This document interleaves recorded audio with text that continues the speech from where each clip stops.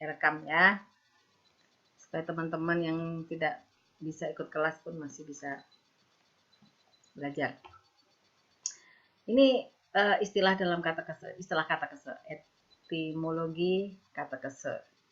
Seperti ini ya, dia dari bahasa Yunani katekein atau memberitakan, memberitahukan, mengajar, memberi pengajaran. Ya, dari bahasa Yunani sama ya, kemarin kata ketik juga katekein. Lalu apa bedanya?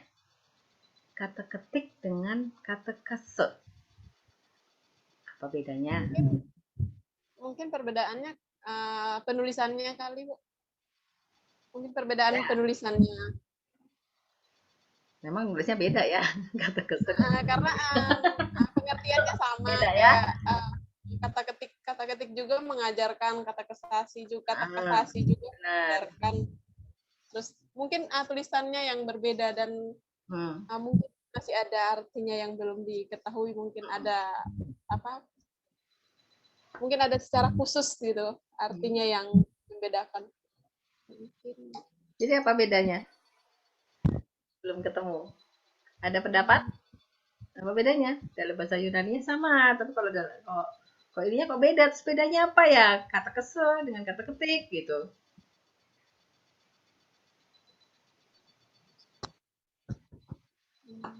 Ya, kata ketik itu dipandang dari ilmunya. Ya, itu adalah ilmu. Ilmu mengajar. Ilmu memberitakan. Ilmu membina iman. Ya kan? Itu ilmunya. Jadi kalau kata kese ini adalah tindakannya, ya, pengajarannya. Jadi itu bedanya. Ya, kata ketik itu adalah ilmunya. Ilmu kata ketik, ilmu bina iman, ya kan? Kata ketik itu adalah ilmunya. Lalu sementara kata kese ini adalah tindakannya. Ya. Makanya disebutkan di sini artinya adalah memberitakan, memberitahukan, mengajar, memberi pengajaran. Ya, sesuatu yang dikerjakan gitu kan. Ya, mengerjakan gitu. Kata ketik adalah ilmunya. Ya, ini istilah-istilah yang diberikan oleh ahli ilmu ini ya, ahli ilmu kata ketik ya. Nah, kata kata sih. Ini ada di istilah ini ada di dalam ayat-ayat yang saya sebutkan ini ya, contoh-contoh ayat ya. Seperti itu. Ya. Nah, ada di Lukas pasal 1 ayat 4 gitu. Kemudian dari 1 Korintus ini di zaman masa Paulus ya. 1 Korintus pasal 14 ayat 19 yang mengajar ya. Kemudian aja Galatia 6 ayat 6 ya, diajar gitu ya. Jadi satu kata kerja ini ya, kata kerja ya. Kenapa Prilly? Bu tadi kan kata ketikan ilmunya dan sekarang kata kesehatan itu apa, Bu? Nulisnya tadi tuh, Mbak. Oh, jadi kata kerja ini adalah tindakannya. Ya, ini merupakan kata kerja. Kalau teman-teman lihat, ini kan kata kein adalah memberitakan, memberitahukan, mengajar, memberi pengajaran. Jadi kata kerja di sini. Jadi tindakan melakukan pengajaran iman gitu. Sementara kata ketik adalah ilmunya. Ya, jadi kata kese ini merupakan tindakan dari ilmu kata ketik.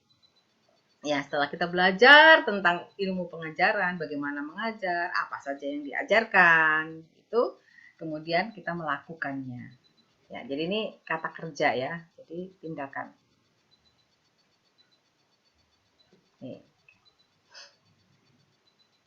Ayat-ayat pendukungnya ada, di sini saya tuliskan. Kemudian, nah ini ya. Ini definisi yang lebih luas, yang lebih lengkap lagi ya. Kata kese adalah pembinaan anak-anak remaja, kaum muda, dan orang dewasa, bahkan lanjut usia dalam iman, khususnya mencakup penyampaian ajaran Kristen yang pada umumnya diberikan secara sistematis dengan maksud mengantarkan murid Kristus atau jemaat memasuki kepenuhan hidup Kristen. Nah, ini aksinya ya, aksinya, action dari ilmu kata ketik ya. Baik. Nah, selanjutnya, sinonimnya ya. Di dalam Perjanjian Baru itu ada istilah lain yang memiliki pengertian yang sama dengan kata kese, tapi dengan bahasa yang berbeda. Jadi kata lain ya, atau sinonim dari kata kese.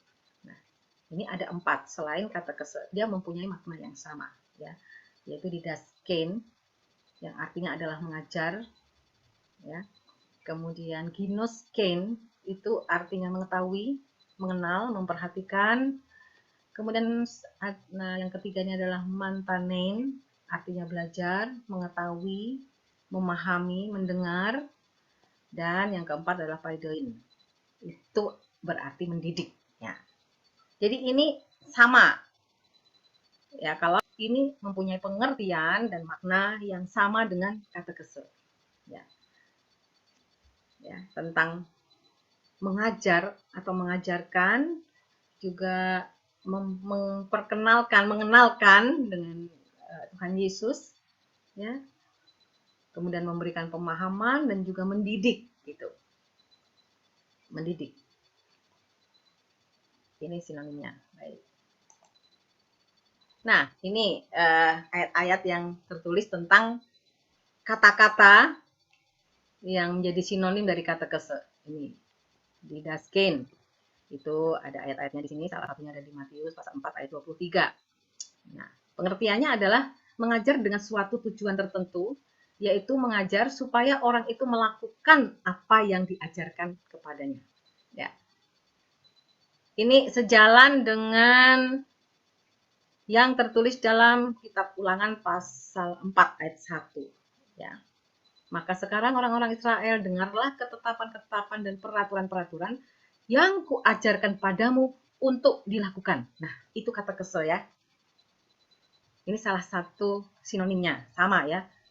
Kata kese, didaskein itu sama. Dia mengajar, tidak berhenti hanya sampai jemaat itu mendengarkan terus selesai, menjadi catatan di buku selesai. Tidak berhenti sampai di situ. Ya. Tapi sampai orang itu melakukan apa yang diajarkan kepadanya. Nah, ini tugas gembala loh ya. Teman-teman besok kalau mengajar jangan cuman ngecap ya.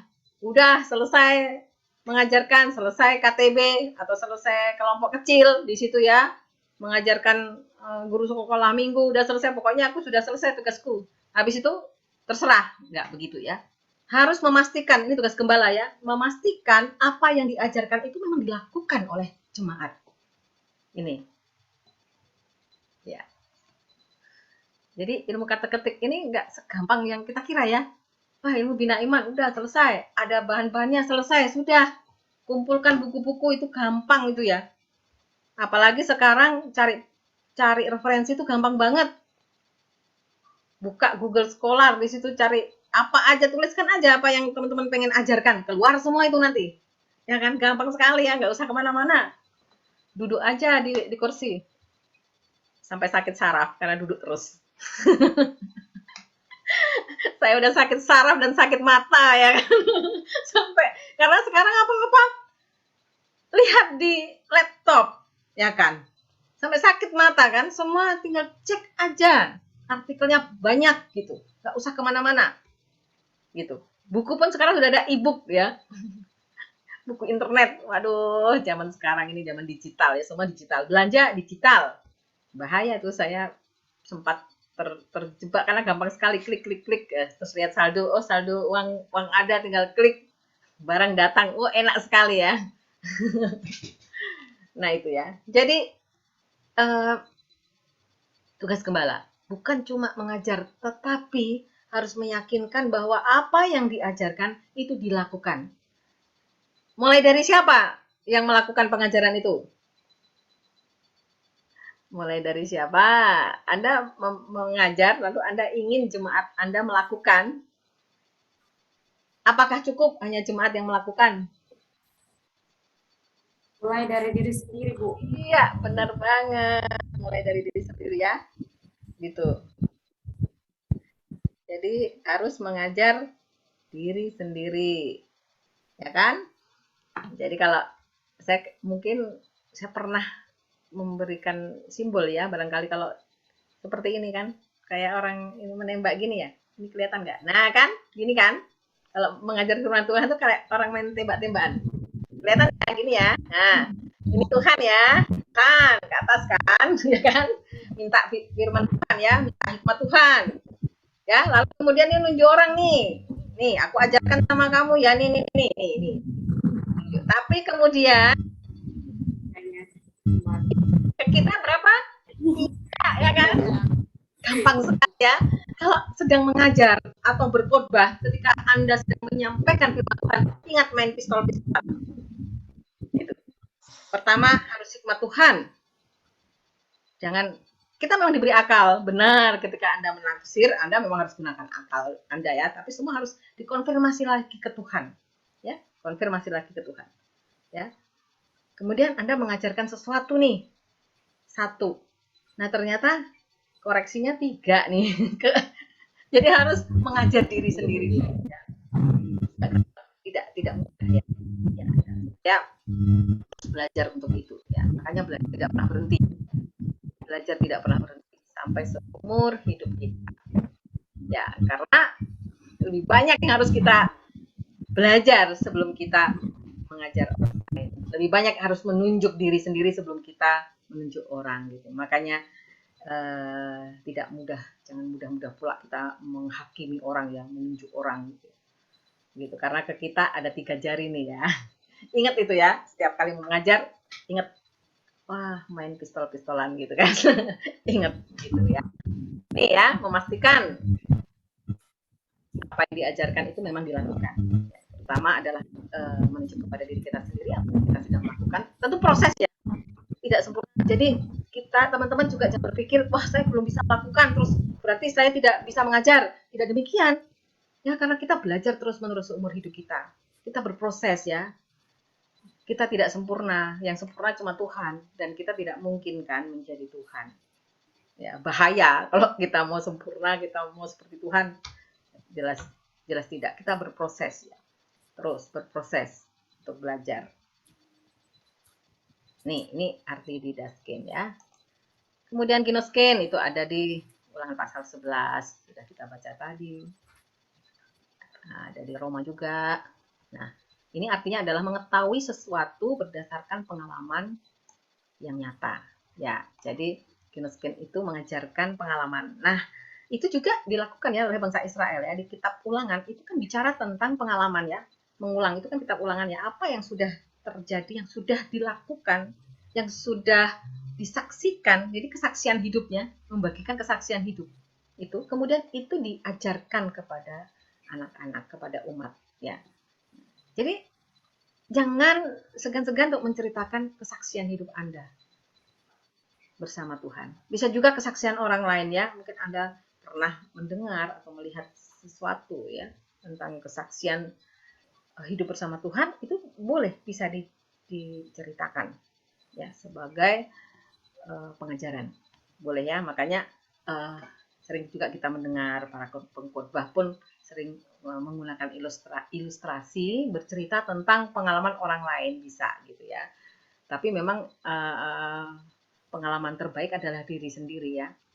Ketika kita mempunyai satu kesaksian hidup bersama Tuhan, itu bisa kita ajarkan. Jadi kesaksian itu juga bentuk pengajaran ya.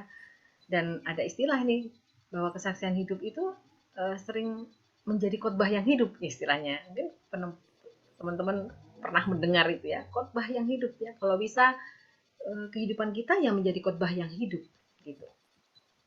Nih ya. Jadi mengajarkan pengalaman hidup kita.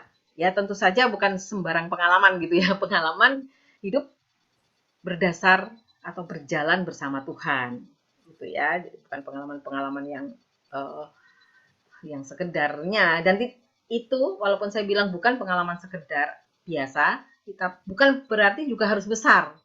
Ya, pengalaman hidup kita bukan harus yang spektakuler ya. Kalau mengajar firman Tuhan berarti nunggu dulu ada mujizat gitu ya. Oh, saya mendapatkan mujizat dari Tuhan, mendapatkan kesembuhan begini gitu. Lalu baru diceritakan, oh tidak seperti itu ya. Gitu. Kadang pengalaman-pengalaman yang kecil itu pun bisa menjadi satu berkat bagi orang lain. Seperti itu. Kemudian Mantanein. Ini adalah proses rohani di mana orang mencapai sesuatu bagi dirinya untuk perkembangan kepribadiannya ya. Jadi setiap kita itu mengalami suatu proses rohani ya. Dan ada sesuatu titik di mana dia mendapatkan pelajaran yang berharga dari Tuhan yang menjadi satu titik balik. Bisa itu titik balik, bisa itu juga satu titik yang dia menemukan bahwa oh iya, ada hal yang harus saya perbaiki dan saya harus melangkah ke jenjang tangga yang lebih tinggi lagi. Ya. Ini seperti ini. Ini ada satu proses. Ya. Ini juga mirip ya, ada satu pengalaman ya, ada satu pengalaman yang dilakukan, ada proses rohani. Gitu. Ada istilah-istilah di sini ya, orang sering menyebutkan ada istilah rema misalnya gitu ya, ketika dia dalam proses rohaninya dia mendapatkan satu firman Tuhan begitu, lalu itu begitu menyentuh dan itu menjadi satu dorongan bagi dirinya untuk dia berubah ya, untuk dia memiliki satu komitmen untuk berubah gitu ya. Ini Mantanein ya, ada proses ya. Jadi artinya kita ini sebagai hamba Tuhan, sebagai gembala memang harus sangat dekat dengan Tuhan ya, supaya kita menjalani proses ini ya bersama-sama Tuhan. Jadi kita tidak berjalan seadanya atau sekedarnya ya. Tuhan memang menerima kita apa adanya. Kita berharga, sekecil apapun kita, peran kita berharga di mata Tuhan. Ya, tapi Tuhan itu tidak mau kita menjadi orang yang apa adanya. Maksudnya apa adanya itu ya asal-asalan gitu. Ya udah selesai gitu. Tuhan ingin kita mengalami suatu proses rohani ya, sampai kita mencapai sesuatu yang menunjukkan bahwa kita itu naik level gitu. Ya sama yang mudah, satu contoh ilustrasi yang mudah ya seperti bayi ya gitu. Apa mau makan bubur terus gitu? Enggak ya. Kita tadinya masih bayi gitu kan, masih bayi, kemudian di dalam proses jadi dia pengajaran itu berjalan ya, dia di dalam proses belajarnya mengalami satu proses rohani sampai kemudian dia bisa berjalan, lalu mulai makan makanan keras seperti itu ya. Nah, ada pertumbuhan, naik level selangkah lebih maju ya. Dan itu ya cuma bisa dilakukan kalau kita membuka diri untuk terus belajar dan mau diajar ya. Gitu. Jadi jangan pernah merasa puas ya. Saya sudah hafal ini, udah hafal ayat ini, ngerti, udah selesai, enggak perlu belajar lagi. Gitu. Kadang-kadang ayat yang sama, satu ayat yang sama saat ini kita baca, kita merenungkan, mungkin minggu depan atau bulan depan kita mengulang ayat yang sama, bisa mendapatkan sesuatu yang berbeda. Gitu. Ya, jadi jangan bosan mengulang-ulang. Ini sebenarnya menjadi satu tantangan ya buat teman-teman yang studi teologi, termasuk saya gitu. Saya juga ya tertantang sampai dalam taraf, aduh, diulang lagi. Ketika belajar pengantar perjanjian lama, baca lagi, karena ketika belajar teologi perjanjian lama, baca lagi kitab Kejadian itu. Gitu terus gitu ya, terus menerus sampai aduh gitu. Dan akhirnya terjebak juga sih di dalam ayat hafalan, di dalam jadi kayak rutinitas gitu ya. Akhirnya dibaca sampai kepada sekedar ilmu dan tidak ada proses apa-apa gitu. Itu manusiawi ya teman-teman ya. Teman-teman pasti akan mengalami kejenuhan. Teman-teman baru semester 4 ya. Saya enggak tahu, mungkin udah semester 4 berarti sudah berapa tahun? 2 tahun ya? Masuk. Ya, 2 tahun ya. 1,5 tahun ya ini masuk. Udah hampir 2 tahun. Saya tidak tahu apakah teman-teman sudah mengalami kejenuhan dan membaca Alkitab itu jadi seperti sudah ya kewajiban gitu ya. Kewajiban harus baca ini ya. Dan itu akan diulang lagi terus-menerus sampai sekarang gitu ya. Sampai sekarang, dan bisa jadi loh sampai sekarang pun saya tidak mengerti gitu. Belum juga mengerti. Nah, saya mengalami itu ya. Ada satu mata kuliah yang buat saya berat gitu. Dan sampai sekarang saya tetap sulit untuk mengerti, yaitu mata kuliah filsafat. Benar-benar sampai sekarang di S3 ini pun diajarkan lagi tuh mata kuliah filsafat ilmu. Saya kira udah sampai di S2 selesai gitu ya. S2 ada filsafat ilmu gitu kan. Sekarang S3 ada lagi filsafat ilmu. Astaga gitu.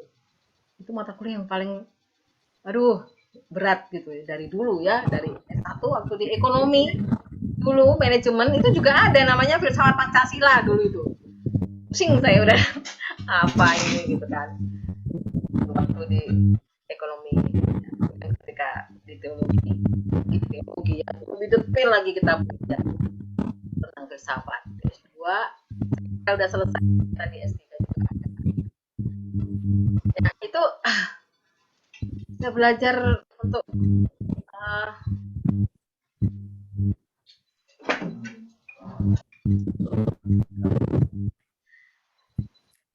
di situ saya belajar bahwa ya ternyata ilmu ini memang tidak pernah ada habisnya ya, berproses ya.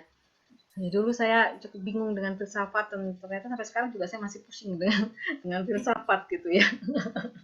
Ya, Bu. Jadi ada teman setelah selesai ngajar itu ada teman yang WA, "Bu ngerti Bu?"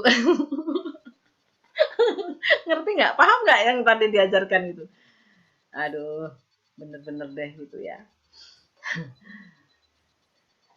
Ya, berarti jangan pernah merasa puas gitu. Kita sudah menganggap kita sudah mengerti, sudah paham ya. Teruslah belajar walaupun kita merasa wah sudah mengerti ya, tapi jangan menganggap sudah selesai sampai di situ ya. Harus belajar. Nah, yang by the way ini ayat-ayatnya dan dia mendidik dan membimbing anggota jemaat untuk belajar berjalan di jalan kebenaran dan tetap berada di jalan itu ya.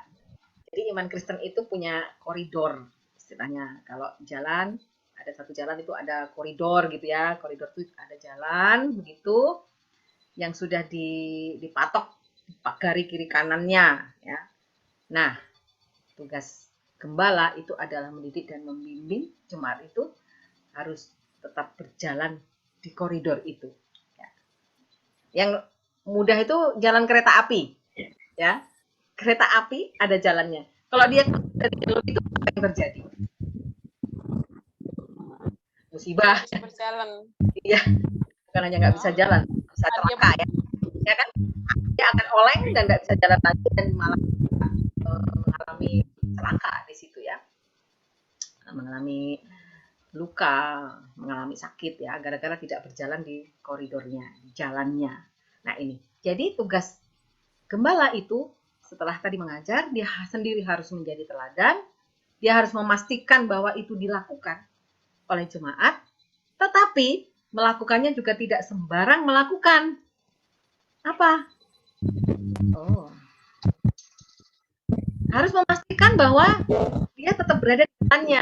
Berjalan di jalan yang ditentukan. Benar. Dia tetap harus memastikan di relnya. Ya. Ada batas kiri kanan, memang bebas ya melakukannya. Memang Tuhan itu tidak menjadikan kita seperti wayang kulit ya. Kalau wayang kulit teman-teman tahu ya, wayang kulit itu ada dalang gitu kan.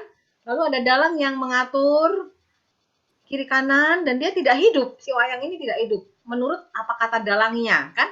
Kalau tangannya ke kanan, dalangnya menggerakkan tangan ke kanan ya dia kanan ke kiri begitu. Jadi tidak punya kehendak sama sekali, tidak punya pilihan. Nah, Tuhan tidak menjadikan kita seperti wayang yang diatur oleh dalang, wayang kulit atau wayang golek ya. Sama sekali itu tidak punya pilihan. Wayang itu mati ya. Dia hanya bergerak kalau digerakkan. Mau ke kiri, ke kanan, ke depan, ke belakang, mau jatuh atau bangun, nah terserah kepada dalang. Nah, Tuhan kita tidak seperti itu. Ya. Tuhan kita memberikan kita kebebasan untuk melakukan dengan cara yang Tuhan berikan. Jadi banyak cara gitu. Kadang kita menemukan banyak pilihan. Benar nggak? Teman-teman pasti kadang-kadang menemukan banyak pilihan nih ya. Aku mau kemana nih ya? Wah, dari oleh berbagai pilihan. Tuhan kita tuh seperti itu. Ya, jadi hidup ini kayak jalani seni ya, karena memang ada seni ininya ya hidup ini ya. Satu jalan gitu di Tuhan. Kadang kita diberi jalan gitu. Ya, kalau dua mungkin agak lagi lebih mudah ya, tinggal pilih A atau B. Kadang-kadang banyak jalannya. Aduh, kita mau kemana ya? Kita mau kemana ya? Seperti itu. Tuhan kita seperti itu, memberikan kita banyak pilihan gitu. Memberikan kita kehendak, ya, memberikan kita akal budi untuk berpikir gitu. Kita mau melakukan apa? Tetapi Tuhan kita memberikan koridor. Ya, di dalam jalan itu kan kita bisa mengambil yang kiri atau yang tengah atau yang kanan atau mau jalan siksak, boleh kan? Kalau kita berjalan di koridor kan bukan seperti satu jalan setapak gitu yang nggak boleh melenceng ke kiri ke kanan, bukan seperti itu. Jalannya lebar gitu kan? Jalannya lebar, kemudian kita mau jalan siksak juga boleh. Tapi yang penting tidak keluar dari pagar. Nah, Tuhan kita seperti itu. Ya. Asik ya Tuhan kita ya. Ya. Asik, Bu. Kebebasan ya di dalam surat Paulus pada Galatia jelas ya, mengatakan kita diberi kebebasan, diberi kemerdekaan. Karena kita sudah menjadi umat Tuhan, kita sudah dimerdekakan ya. Tapi kemerdekaan itu adalah kemerdekaan dari dosa. Kita juga bebas melakukan apa saja, kita tidak terikat oleh aturan-aturan. Waktu itu memang konteksnya adalah hukum Taurat yang sekian ratus itu. Selain 10 hukum ya, ada 10 hukum ya dibuat dikasih Tuhan, 10 hukum Taurat, tapi kemudian oleh para imam dan ahli-ahli Taurat itu ada lagi ratusan sampai hampir 700 hukum ya. Nah, kita dibebaskan dari itu ya, dibebaskan dari pilihan-pilihan gitu. Kita dibebaskan dari hukum-hukum yang mengikat gitu. Kita diberi pilihan untuk melepaskan diri, tetapi harus yang benar. Pilihan itu harus benar, tidak bertentangan dengan hukum yang sudah diberikan sama Tuhan ya. Hukum yang terutama adalah hukum kasih ya, hukum kasih itu. Jadi artinya pilihan yang kita buat itu, yang kita lakukan, kebebasan kita untuk melakukan atau bertindak itu harus masih di dalam hukum kasih itu, masih di dalam koridor itu. Ya. Bukan untuk berbuat dosa. Jadi jelas sekali ya, Paulus waktu itu mengajarkan kebebasan yang diberikan Tuhan, kamu memang bebas, tidak terikat lagi oleh hukum-hukum Taurat yang di zaman perjanjian lama, tetapi bukan untuk berbuat dosa. Itulah koridornya, ya, itulah pagarnya. Ya, kita bebas melakukan apa saja selama itu masih sesuai dengan firman Tuhan. Ya. Jadi alat kendalinya adalah firman Tuhan ya, dan tidak untuk berbuat dosa. Enak, Tuhan kita asik ya, kita bebas gitu ya, melakukan apa saja. Tapi di sisi lain, kebebasan harus kebebasan yang bertanggung jawab, yang benar, yang sejalan dengan firman Tuhan, tidak melampaui pagar pembatas atau koridor yang sudah ditetapkan oleh Tuhan. Ya, ya jadi katekese itulah ya pengertiannya, sangat banyak sekali ya. Nih, kita masuk kepada yang disebut hakikat katekese gereja. Nah, kita merunut pada sejarah katekese gereja. Teman-teman nanti bisa membaca karena sejarah katekese gereja ini cukup panjang ya, panjang. Di dalam saya sudah mencoba menuliskan di dalam diktat saya. Silakan teman-teman membacanya. Semoga tidak sakit mata ya, karena membacanya di laptop, di layar. Sama teman-teman kita sama berjuang ya, sama berjuang nih, tidak sakit mata dan tidak sakit saraf gitu, karena duduk terus di depan laptop.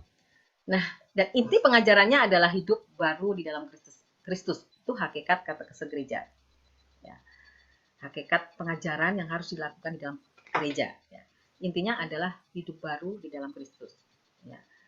Meliputi cara baru bagi umat untuk memahami dirinya, dunia, dan jalan hidup baru dalam terang Yesus. Umat itu dididik bukan hanya memahami dirinya ya, tapi juga memahami dunia ini. Gitu. Makanya dekat sekali dengan ilmu moral tadi ya. Kata-kata itu dekat dengan ilmu moral, ada etika di sana gitu. Karena dia hidup baru di dalam Kristus bukan untuk hidup sendiri ya. Oh, saya sudah terima Kristus selesai. Saya sudah dibaptis selesai sendiri, tidak. Tapi bagaimana dia memahami dirinya sendiri, berarti juga memahami lingkungannya, memahami orang-orang yang bersama-sama dengan dia, ya, dan bagaimana dia berjalan di dalam hidup baru di dalam terang Yesus Kristus. Ya, jadi inilah koridornya tadi ya.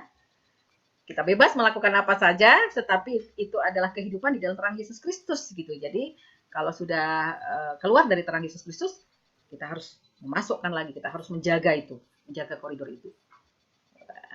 Berat ya tugas gembala ya? Tidak berat kalau berat Bu, ringan Bu. Masih ringan ya, puji Tuhan, semangat ya. Ya, jangan sampai teman-teman udah berat jadi gembala apa enggak ya gitu. Tetaplah dengan panggilan Anda ya, tapi bersama Tuhan tidak ada yang berat. Ya, walaupun sulit sekarang sampai sekarang pun saya masih sulit memahami filsafat ya, tapi ya bersama Tuhan ya. Kemarin waktu ditanya ya ngerti aja gitu. Mungkin pas pertanyaannya pas saya bisa jawab gitu ya, sehingga saya bisa jawab gitu ya. Jadi kalau kuliah di S3 itu kita memang banyak begini ya, banyak seperti sekarang ini ya, banyak dialog gitu ya. Jadi nggak bisa kita diam-diam sembunyi gitu, nggak bisa ya, karena pasti tiba-tiba dipanggil gitu ya. Jadi harus mata ini harus melotot, telinga ini harus benar-benar tajam mendengar gitu ya. Aduh, nggak bisa santai ya, seperti itu. Nah, sistem pengajarannya nih kita juga udah belajar itu adalah di bait Allah atau sinagog. Lalu ada di tengah keluarga. Ini di Roma pasal 16. Di kisah para rasul pasal 2 juga udah dijelaskan ya. Mereka bertemu di rumah-rumah ya.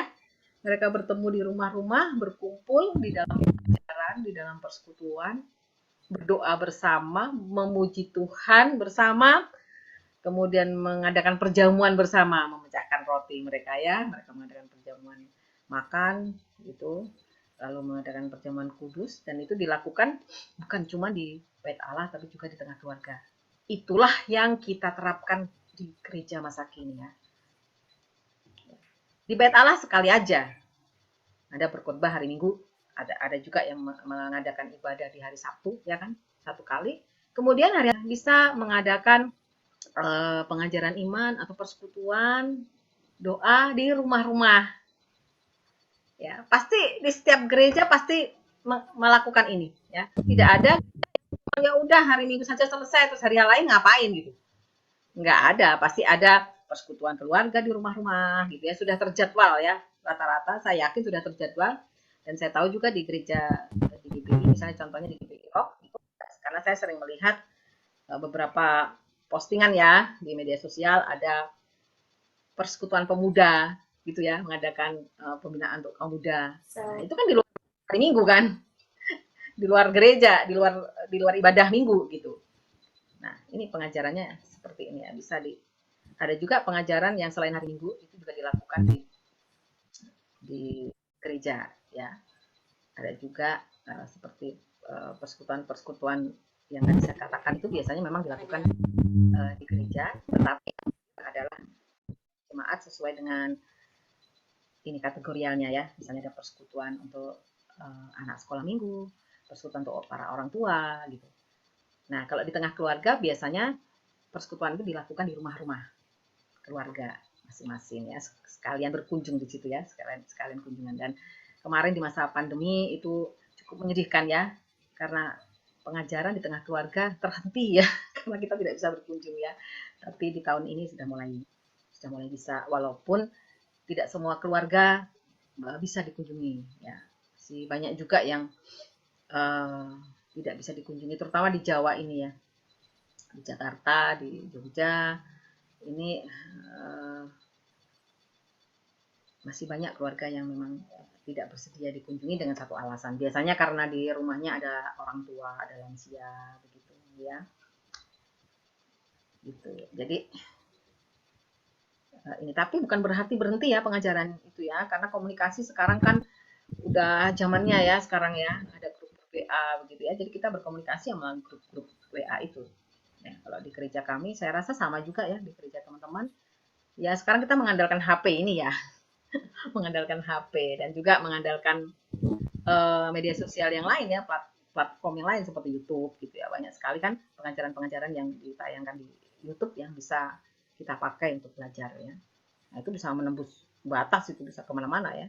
Keluarga bisa juga belajar sendiri ya dari YouTube. Tapi hati-hati ya teman-teman ya. Tidak selalu yang disiarkan di YouTube itu benar ya. Tetap teman-teman harus cross check, harus menguji juga gitu. Ya hati-hati karena banyak juga ajaran-ajaran yang salah, yang sesat gitu, yang mengajarkan hal-hal yang ternyata tidak benar gitu, tidak sesuai ya dengan firman Tuhan. Jadi tidak selalu apa yang diajarkan di YouTube itu, walaupun dia katanya pastor, dia katanya pendeta, tetap kita harus menguji.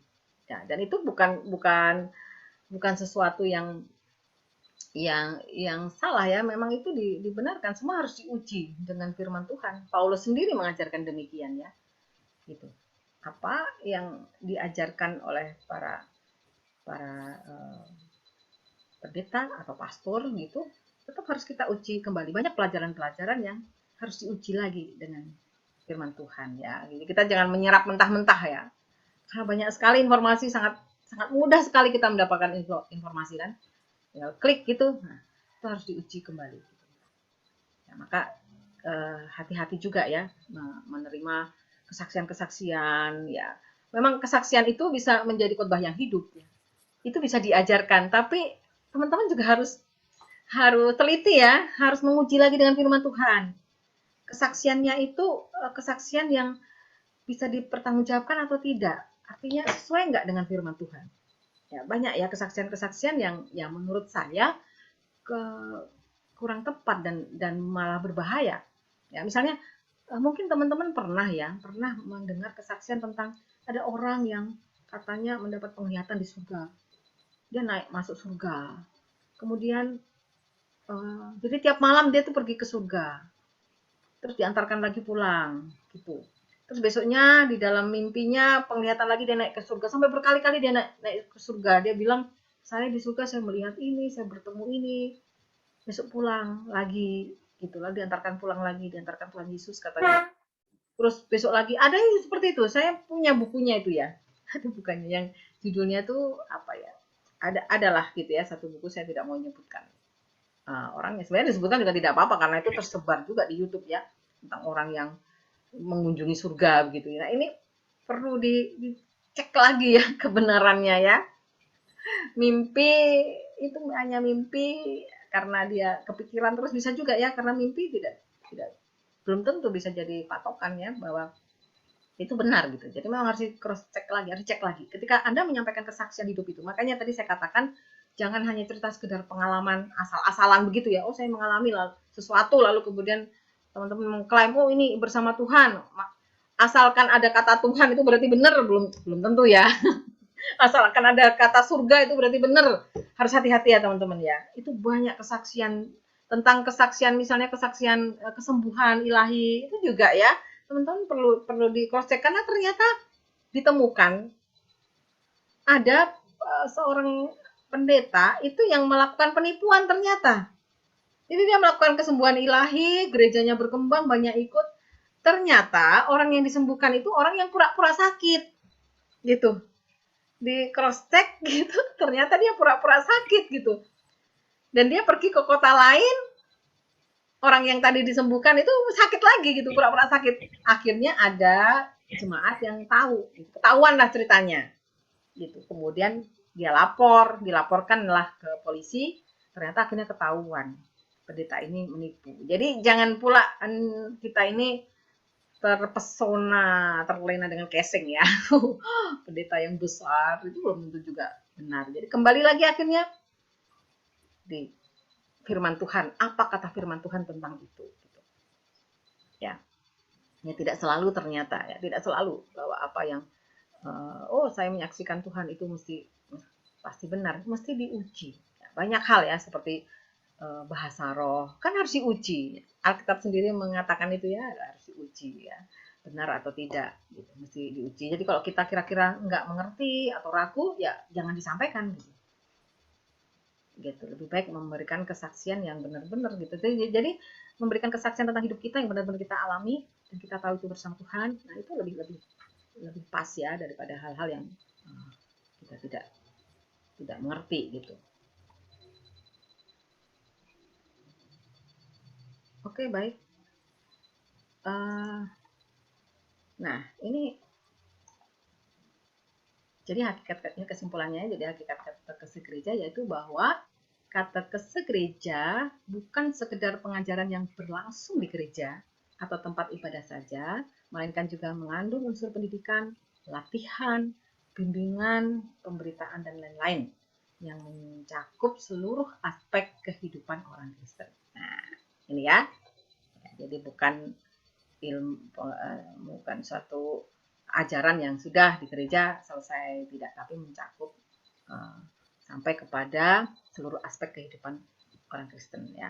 Jadi bagaimana berperilaku sehari-hari dan sebagainya ya. Jadi mesti mengecek lagi ya. Jadi hamba Tuhan harus mengecek lagi ke jemaatnya, dia melakukan atau enggak gitu. Ya, kalau di sekolah minggu cukup mudah ya, sekolah minggu dan remaja kan seringkali diberikan PR gitu ya. Diberikan PR, diberikan ayat hafalan, atau diberikan tugas-tugas gitu.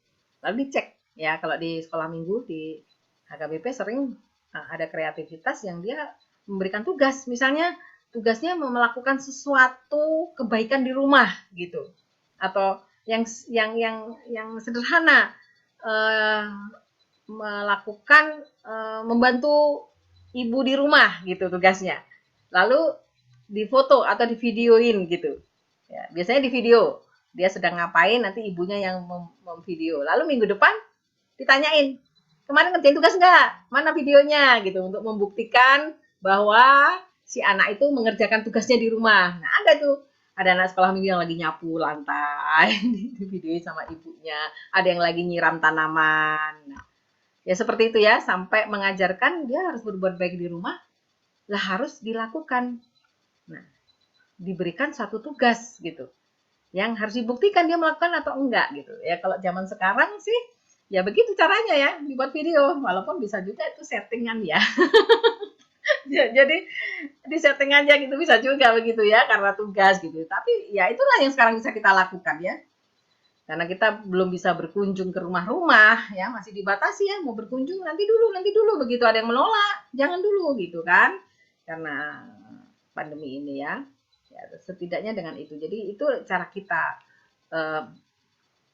mengontrol jemaat, bukan hanya sekedar sampai di mulut saja yang mereka dengar ya, pengajaran yang mereka dengar, tapi bagaimana mereka melakukannya di dalam kehidupan sehari-hari. Ini hakikat katekese gereja. Oke. Nah, kita akan belajar ya sedikit tentang katekese modelnya Yesus. Nah ini waktunya sudah hampir habis ya, 9.40. Oke, ini slide hari ini, slide terakhir hari ini ya. Katekese model Yesus. Jadi katekese yang paling akurat, yang paling sudah jelas benar gitu ya, yang paling baik gitu adalah modelnya Yesus. Ya. Bagaimana cara Yesus mengajar? Ya. Ada beberapa contoh ayat, banyak ya di Injil itu. Kalau kita membaca perjalanan Tuhan Yesus ya, dari awal, dari kecil, kemudian dia mulai mengajar murid-muridnya itu. Nah, kita bisa belajar banyak dari modelnya Yesus. Bagaimana Yesus mengajar umatnya, mengajar murid-muridnya. Dalam hal ini pengajaran yang paling dia yang intensif adalah yang kepada murid-murid ya. Yesus adalah guru sejati, guru yang terhebat itu, tokoh yang sudah jelas pengajarannya adalah pengajaran yang paling tepat ya, yang sangat tepat. Kita bisa belajar dari Tuhan Yesus bagaimana saat dia menjadi guru, bagaimana saat dia menjadi pengkhotbah. Karena itu beda-beda ya caranya ya. Dia mempunyai cara yang berbeda sesuai konteksnya ya. Lalu apa yang diajarkan? Kalimat-kalimatnya, isi pengajarannya pun benar-benar dia lakukan sesuai konteksnya. Ya. Cara dia mengajar kepada murid-murid, dengan cara dia mengajar kepada umat orang banyak, cara dia mengajar kepada perempuan Samaria, contohnya perempuan Samaria adalah orang yang belum menerima Yesus ya, dia adalah penyembah dewa, ya kan? Penyembah dewa, dia tidak mengenal Tuhan, gitu. Beda bahasanya, gaya bahasanya. Ya, cara Yesus mengajar perempuan Samaria, teman-teman nanti bisa membaca di Yohanes pasal 4 ya. Itu ada cerita ketika dia bertemu dengan perempuan Samaria di sumur, ya. Dia melakukan penginjilan ya itu ya, memberitakan firman, memberitakan tentang air hidup. Bukan air yang di sumur diminum langsung habis, tapi bagaimana menerangkan tentang air hidup yang kalau minum air itu berarti menerima Tuhan Yesus ya. Itu dia akan menerima hidup yang kekal. Itu teman-teman silahkan ya pelajari Yohanes pasal 4 itu. Cara Yesus mengajar sangat luar biasa. Itu yang namanya pengajaran kontekstual ya. Dia mengajar sesuai konteksnya. Beda cara dia mengajar dengan perempuan Samaria, dengan cara mengajar dengan murid-murid. Lalu dia juga ada mengajar dengan imam. Ada seorang imam namanya Nikodemus yang datang suatu malam dia datang menjumpai Yesus gitu. Seperti itu, berbeda.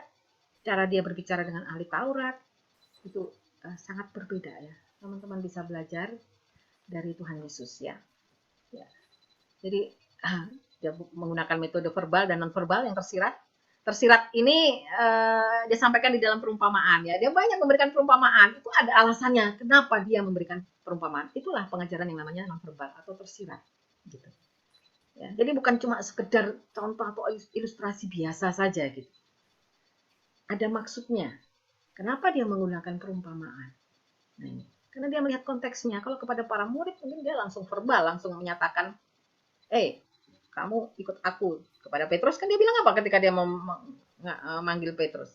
Kamu penjala ikan. Mulai sekarang kamu menjadi penjala manusia. Langsung cepet-cepet gitu ya. Langsung pengajarannya langsung to the point ya. Gitu. Walaupun Petrus juga bingung gimana ya gitu kan. Tapi to the point ya. Kepada perempuan Samaria lain ceritanya, lain caranya. Pelan-pelan gitu.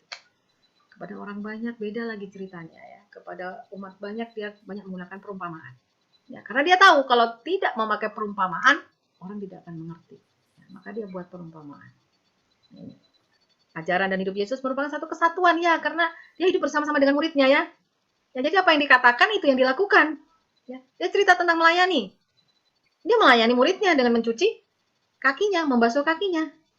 Ya, bukan cuma ngomong doang ini ya. Jadi ajaran dan hidupnya itu yang merupakan satu kesatuan. Adalah kata kontekstual sesuai dengan konteksnya. Oke, sampai di sini ya.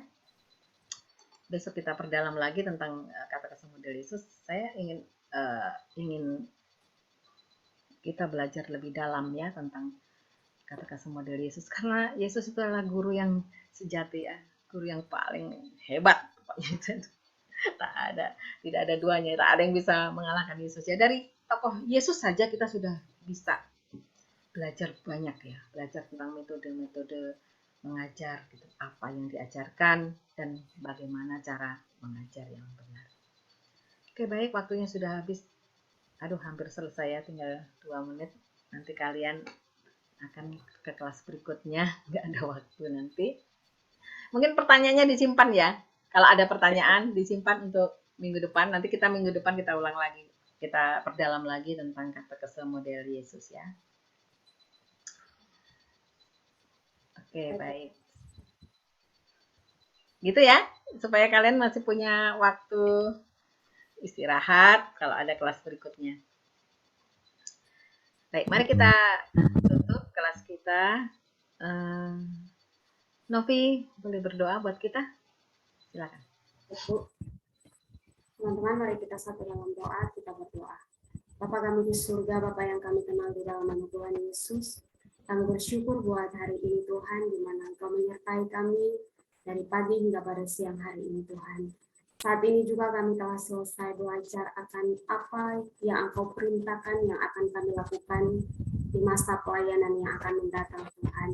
Kiranya Engkau memampukan kami dengan Roh Kudus-Mu, mengingatkan kami akan setiap waktu hidup kami Tuhan, agar apa yang baik dan berkenan kepadamu itulah yang kami perbuat Tuhan. Ampuni kami juga Tuhan jika tadi kami lalai dalam setiap ajaran yang disampaikan oleh Ibu Tuhan. Kiranya Engkau memberikan roh semangat kepada kami, agar kami terus semangat untuk belajar akan kebenaran-Mu Tuhan.